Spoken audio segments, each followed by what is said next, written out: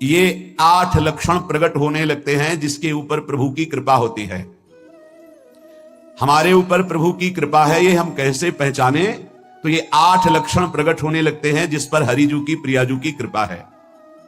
पहला, घोर अपराध करने वाले के प्रति भी दया की भावना, शांति पहला लक्षण है। भाव में भी पहले शांत भाव है।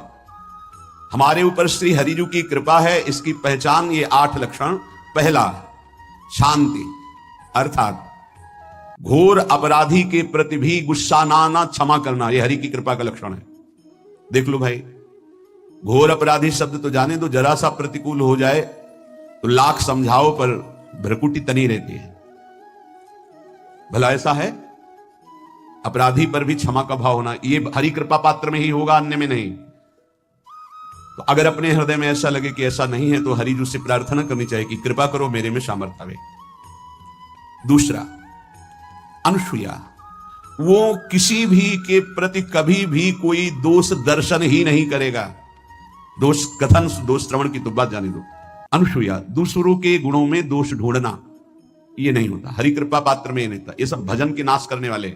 जैसे पहला अपराधी पर क्रोध कर देना, तो माया ने भेजा इसीलिए था कि तुम्हारे साथ व्यवहार ऐसा करे कि तुम क्रोध करो। क्रोध करोगे तुम्हारी ऊर्जा शक्ति नष्ट हो जाएगी, अध्यात्म में जो चलने की थी। और कहीं तुमने संकल्प कर लिया तो भजन शक्ति नष्ट हो जाएगी। तो अगर भजन बल है तो गया, जरूर उसको दंड मिलेगा, पक्का मिलेगा, 100% मिलेगा, लेकिन आप खाली हो गए। ना भजन करने की वृत्ति रहेगी और ना भजन रहेगा, दोनों बात। अनुसूया, किसी के सद्गुणों में दोष देखना, गुणों में दोष ढूंढना, यह हरि कृपा पात्र में नहीं होता। ये बहुत मंगलमयी बातें जिससे हमारा भजन मार्ग पुष्ट होता है। तीसरा, वो बाहर से और भीतर से पवित्र रहता है, हरि कृपा पात्र। शौचाचार का ज्ञान होना चाहिए, वस्त्र आपके पवित्र होने चाहिए, ये बाहरी जल रज आदि के द्वारा बाहरी पवित्रता। और निष्कपटता, निश्चलता, सत्य भाव, ये अंदर की पवित्रता है। अगर कपट है, छल है, असत्य है तो हृदय मलिन रहता है। भीतर और बाहर से पवित्र रहना, इसमें खास बात क्या है? भीतर और बाहर से पवित्र रहने में, भीतर और बाहर से सदैव पवित्र कौन रह सकता है?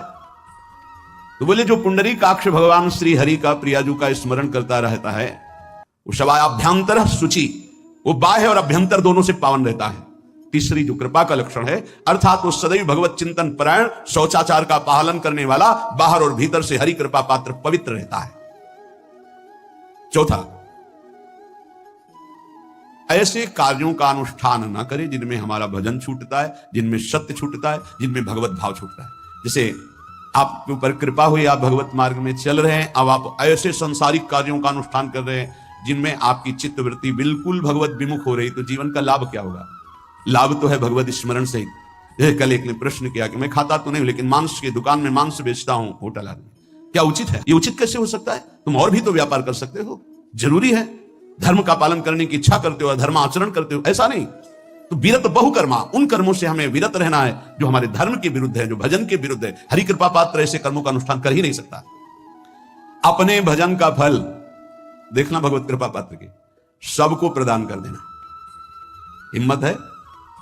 अपने भजन, इतनी मेहनत से किया हुआ भजन, भजन होने के बाद हे प्रभु इस भजन का फल हो, सर्वे भवन्तु सुखिना सर्वे सन्तु निरामयः।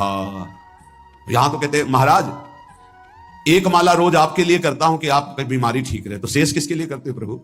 शेष अगर इष्ट और गुरु के लिए तुम्हारा है कि एक माला करते तो फिर इतनी माला करते तो हमें क्या होगा? सब आपको दे देंगे तो हमें क्या होगा? तभी भजन का रास्ते ले जाना। छठवां, अपने भजन से अपने